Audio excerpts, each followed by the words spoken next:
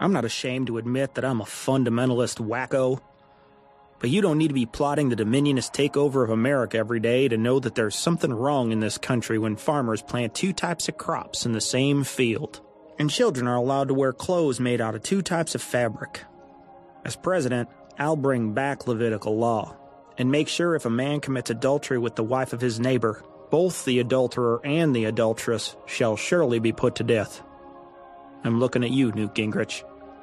Faith really didn't have much of a part in making America great, but hey, let's change history together. I'm Rick Parody, and I approve this message.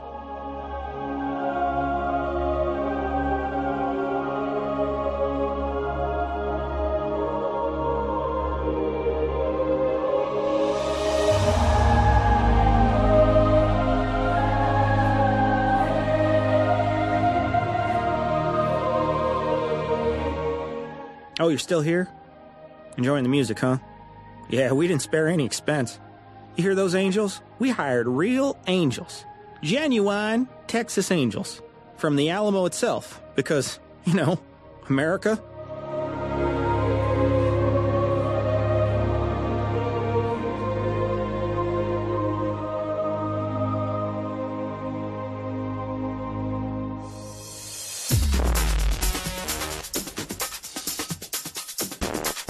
Be advised that this show is not for children, the faint of heart, or the easily offended.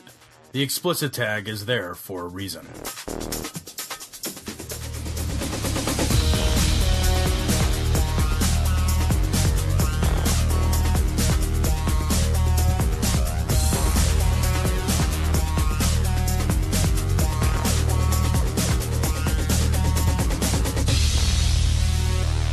This is Cognitive Dissonance.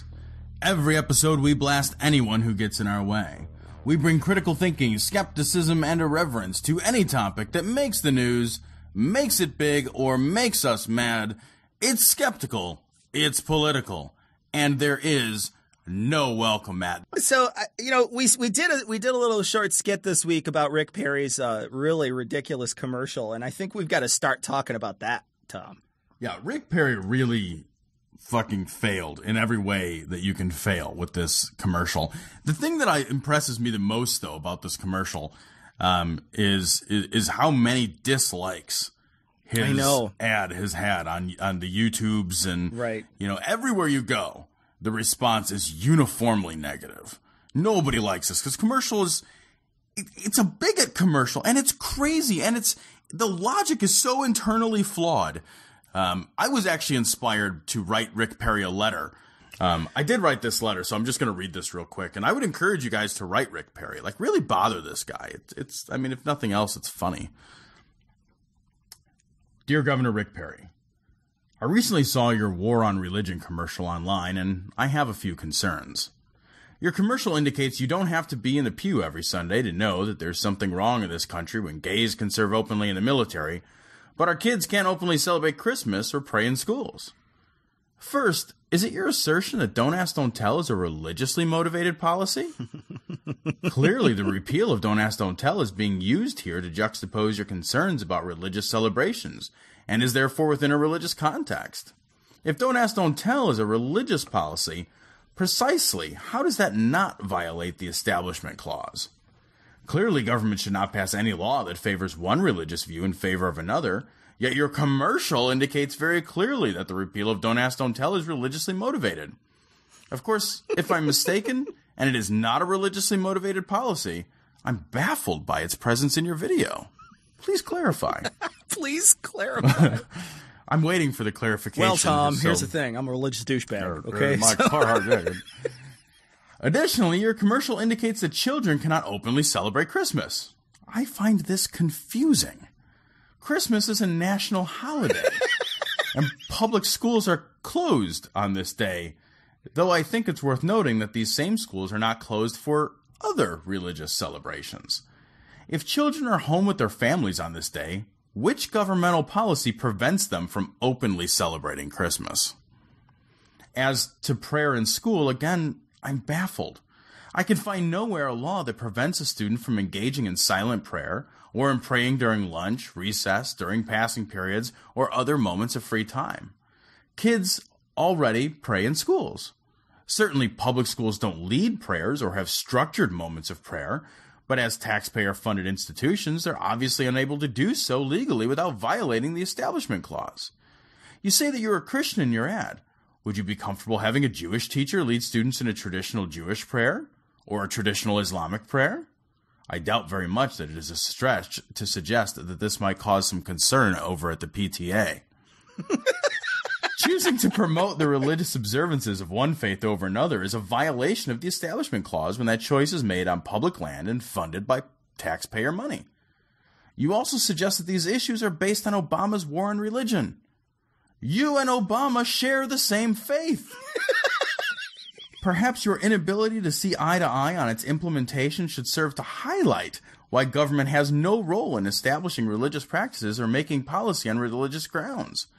If two G-men of the same faith can't agree, what hope is there to appease the many people from the many faiths that make up this country?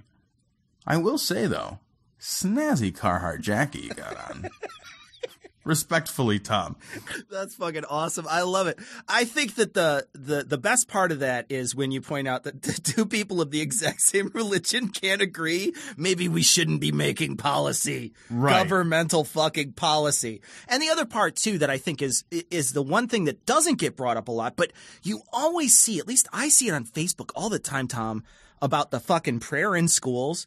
Constantly fucking see it all the time. Like, oh, they took prayer out of schools and our fucking nation went down the crapper since then. You know, like everybody's got these fucking dumb fucking faith. 98% of your friends won't post this dumb fucking status, you know?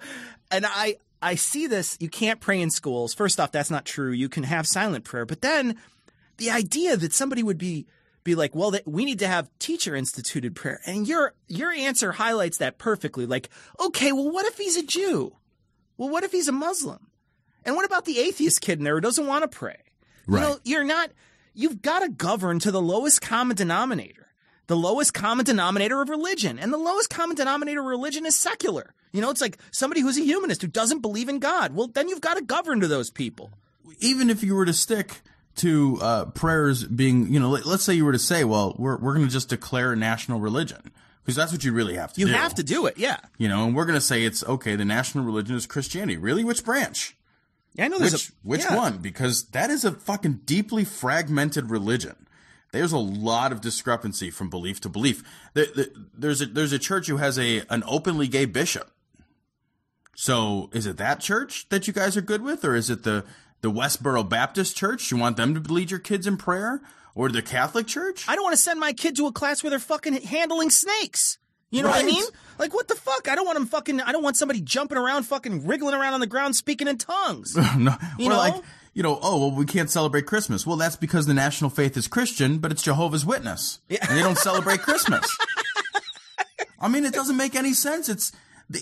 Your religion is not what. Let's cut the bullshit. It's not one religion. It's not like we've all agreed. It's not like they've all agreed, rather. All the Christians have gotten together in a big pile, and they've all been like, all right, well, let's agree on the following shit. They can't agree on anything.